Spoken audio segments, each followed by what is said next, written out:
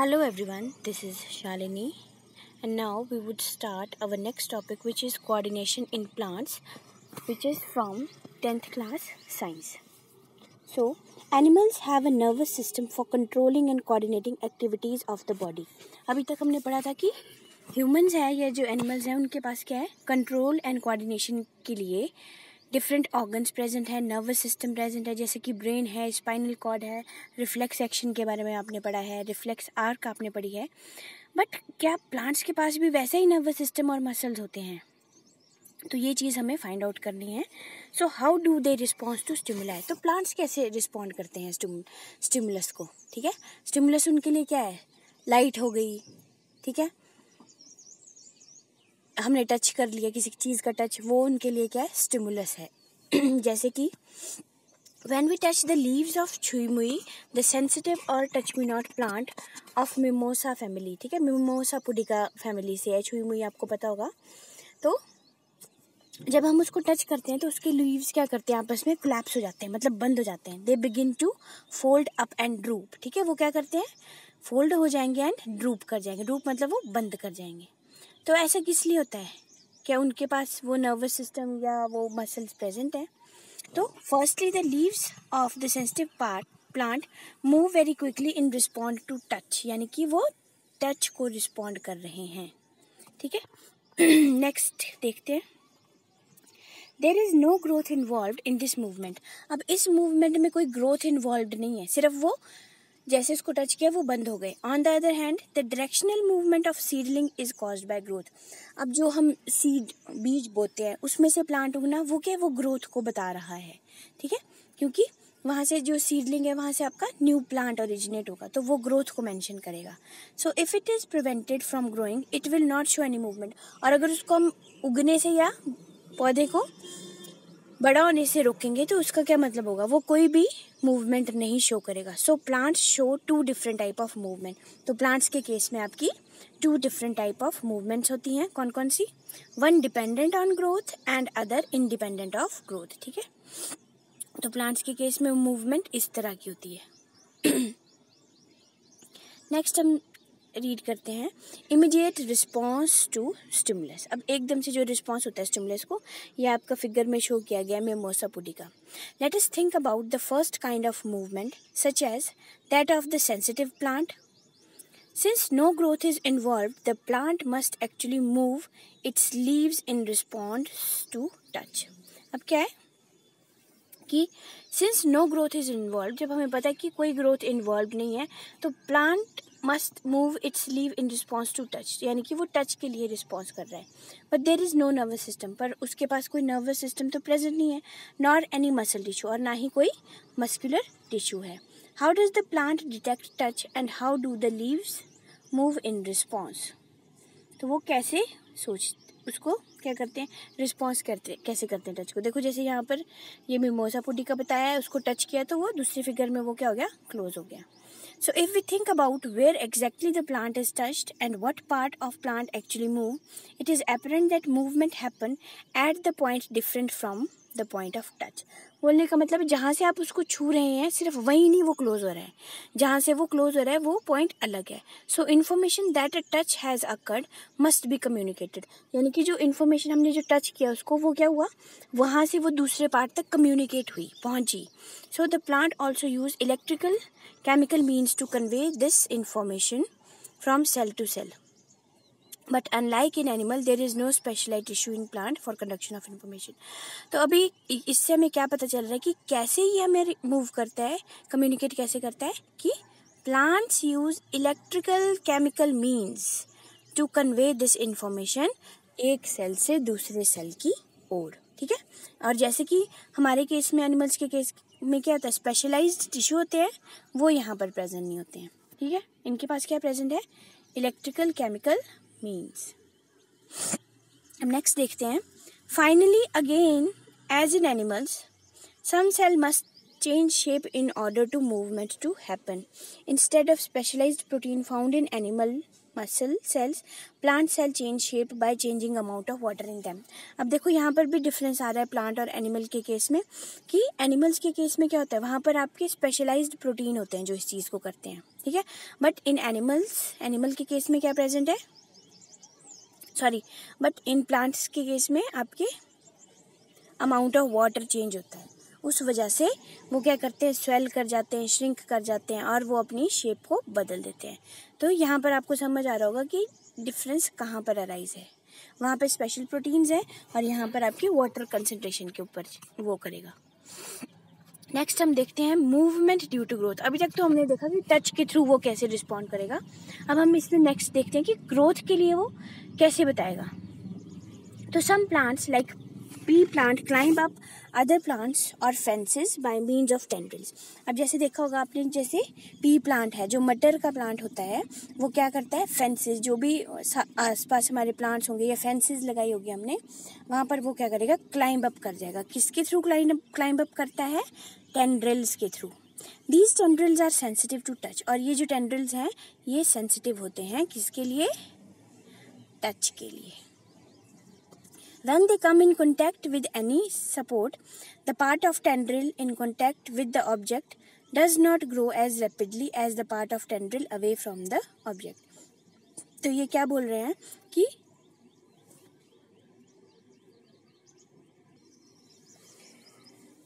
कि जैसे जो पार्ट होता है कॉन्टेक्ट का, प्लांट का, टेंड्रिल का ऑब्जेक्ट के साथ, वो नहीं ग्रो करता रैपिडली, बट ग्रो कौन सा करता है, जो अवे फ्रॉम टेंड्रिल होता है।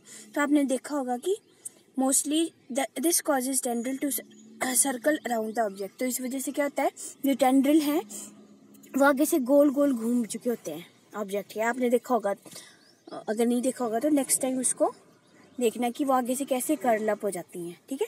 तो more commonly plant respond to stimuli slowly by growing in particular direction. तो वो क्या करते हैं, स्लोली रिस्पॉन्ड करते हैं एक पर्टिकुलर डायरेक्शन की तरफ को। Because this growth is directional it appear as if plant is moving. अब ये क्या कह रहे हैं कि जैसे ये ग्रोथ डायरेक्शनल है, मूव कर रही है, तो प्लांट इज मूविंग, तो इसलिए उसको क्या बोलेंगे हम कि प्लांट मूव कर रहा है। So let us understand this type of movement with the help of an example. जैसे कि आपकी ये है एक्टिविटी 7.2, इसके अकॉर्डिंग क्या है कि हमें एक कोनिकल फ्लास्क लेना है और उसको वाटर से फिलअप करना है। Cover the neck of flask with wire mesh. Keep 2 to 3 freshly germinated bean seeds हमने रख देने हैं उसमें ऑन द वायर मैश। उसके बाद हम क्या देखेंगे, take cardboard box which is open from one side. वो एक साइड से ओपन होना चाहिए, बाकी 3 साइड से वो कवर होना चाहिए। Keep the flask in box in such a manner that the open side of box faces light coming from the window. अब हमें कैसे रखना है वो फ्लास्क, वो हमें इस तरह से रखना है कि जो ओपन हो रही है उसकी बॉक्स की साइड, वो वहाँ से लाइट आए, ठीक है, लाइट की तरफ को रखना है। After 2 to 3 days we will notice that shoot bend towards light and root away from the light. अब 2 से 3 दिन के बाद हम देखेंगे जो जड़ें हैं वो क्या करेंगी, अवे मूव करेंगी लाइट से, और जो शूट पार्ट है वो मूव करेगा टूवर्ड लाइट। ये चीज़ होगी। Now turn the flask so that shoots are away from light and roots toward from light. Leave it undisturbed in this condition for few days. Have the old part of shoot and root change direction. क्या old part of root और shoot ने अपनी direction बदल दी है कि are there any differences in direction of new growth? What can we conclude from this activity? ठीक है, तो ये क्या होगा, इसमें जहाँ से लाइट आ रही है वहाँ की तरफ हमारी शूट मूव करेगी और रूट वहाँ से अवे को मूव करेगी। नाउ अब इसमें बताया गया है कि एनवायरमेंटल ट्रिगर्स, जो एनवायरमेंट के ट्रिगर्स होते हैं, जैसे कि हमारी लाइट हो गई, ग्रेविटी हो गई, ये चेंज करती है direction that the plant grow in, ठीक है, जिस डायरेक्शन में प्लांट ग्रो हो रहा है उसको चेंज करती है। दीज डायरेक्शनल और tropic movement can be either toward the stimulus और अवे फ्रॉम इट। और ये जो डायरेक्शनल है, ये ट्रॉपिक मूवमेंट है, ये टुवर्ड स्टिमुलस हो सकती है या अवे भी हो सकती है। सो इन 2 different kind of geotrophic movement. Shoot respond in bending toward light, while root respond by bending away from the light. ठीक है. How does this help in plant? अब हम देखेंगे ये plants को help कैसे करता है.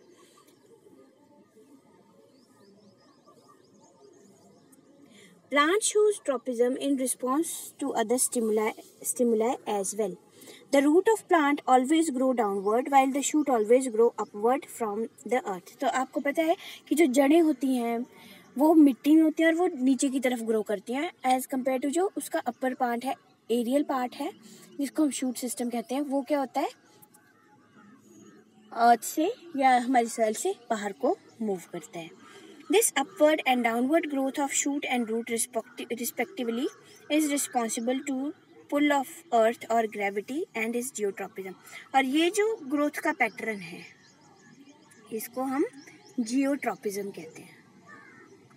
ठीक है, यहाँ से आपको जियोट्रोपिज्म के बारे में पता चला और ऊपर आपको क्या पता चला, फोटोट्रोपिज्म के बारे में. ठीक है, यहाँ पर इस फिगर में बताई गई है geotropism.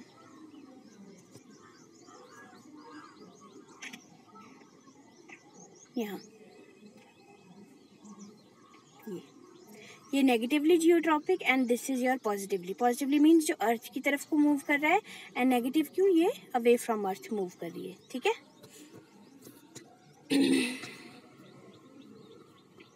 Now if hydro means water and chemo refers to chemical, what would hydrotropism and chemotropism mean? तो यानी कि hydrotropism means कि water के लिए movement, ठीक है, plants की जो water के साथ शो करता है, और chemotropism जो chemical जब डालते हैं उसको वो growth शो करता है. That is your hydrotropism and chemotropism. इसको भी आपने नोट डाउन कर लेना है.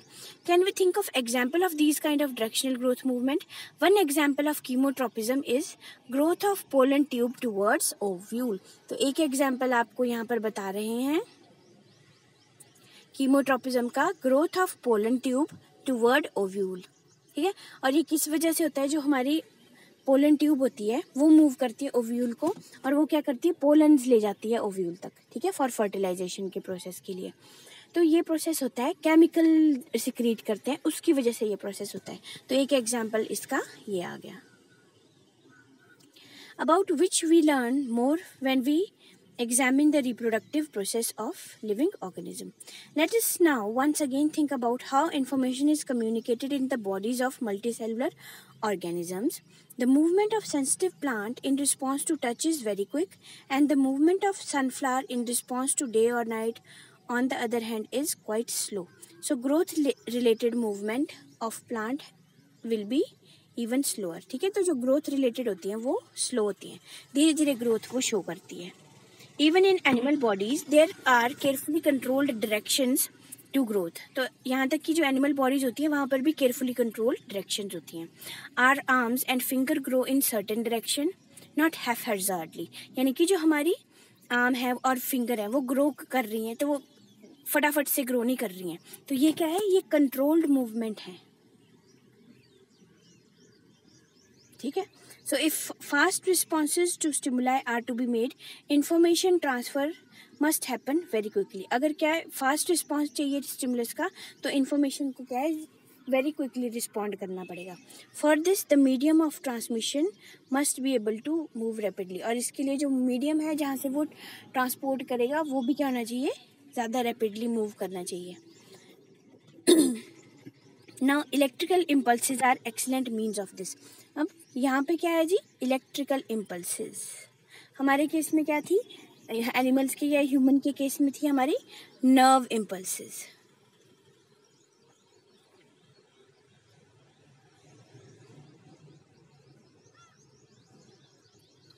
But there are limitations to use of electrical impulses. First, they will reach only those cells that are connected by nervous tissue, not each and every cell in animal body. Secondly, once an electrical impulse is generated in a cell and transmitted, the cell will take some time to reset the mechanism before it can generate and transmit a new impulse. In other words, cell can not continuously create and transmit electrical impulses. यानी जो sales हैं वो continuously नहीं create करेंगे और transmit करेंगे electrical impulses. It is thus no wonder that most multicellular organisms use another means of communication between cells, namely chemical communication. If instead of generating an electric impulse, stimulated cell release chemical compound, this compound would diffuse all around original cell. अब ये क्या बोल रहे हैं, अगर electrical impulse की जगह कोई केमिकल डिफ्यूज होगा, आपको पता है केमिकल अगर डिफ्यूज होगा तो वो सारी जगह को पहुंचेगा. So if other cells around have the mean to detect this compound using special molecule on their surface, then they would be able to recognize information and even transmit it. तो यहाँ पर एक बात किसकी कर रहे हैं, केमिकल कंपाउंड्स की. ठीक है.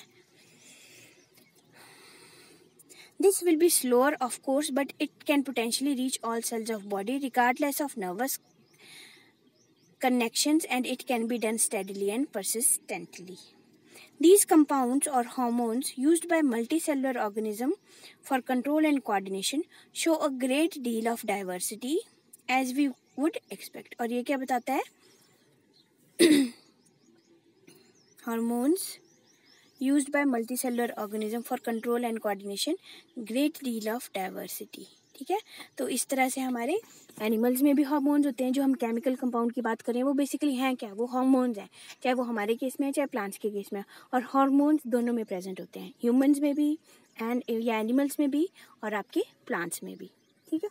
तो यहाँ पर वो मूव करते हैं इलेक्ट्रिकल सिग्नल्स के against. So different plant hormones help to coordinate growth, development, response to environment. They are synthesized at places away from where they act and simply diffuse to area of action.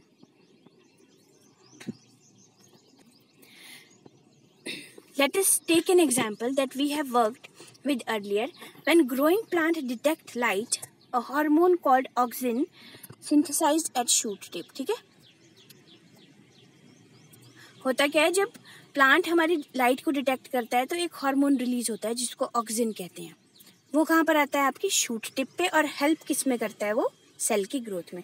तो यानी कि यहाँ पर आपको पता चल गया कि ऑक्सिन किस में मदद करते हैं, सेल की ग्रोथ में. और एक्ट कहाँ पे करते हैं, शूट पार्ट में, ना कि रूट पार्ट पे.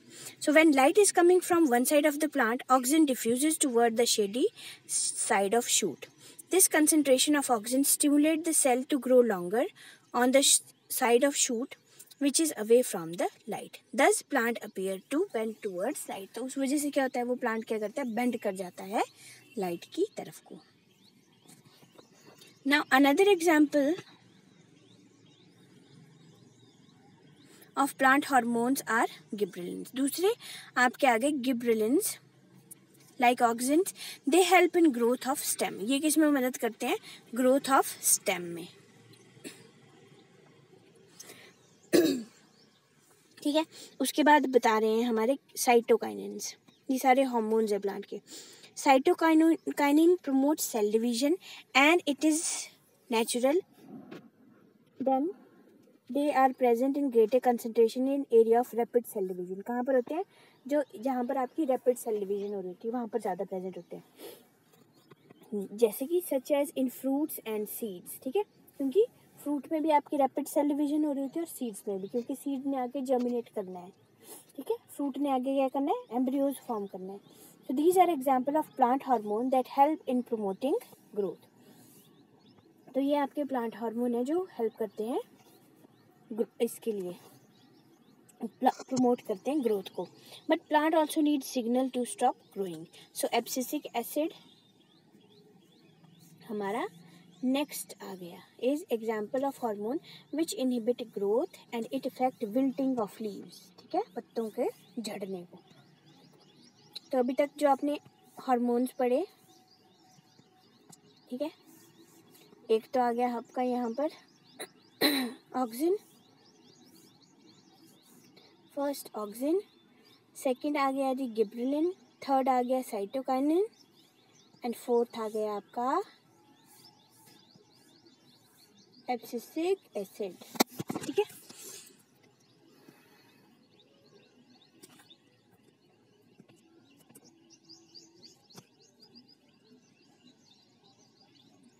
सो नेक्स्ट ये 5 क्वेश्चंस हैं, ये भी आप नोटबुक में नोट डाउन कर लेना. Thank you.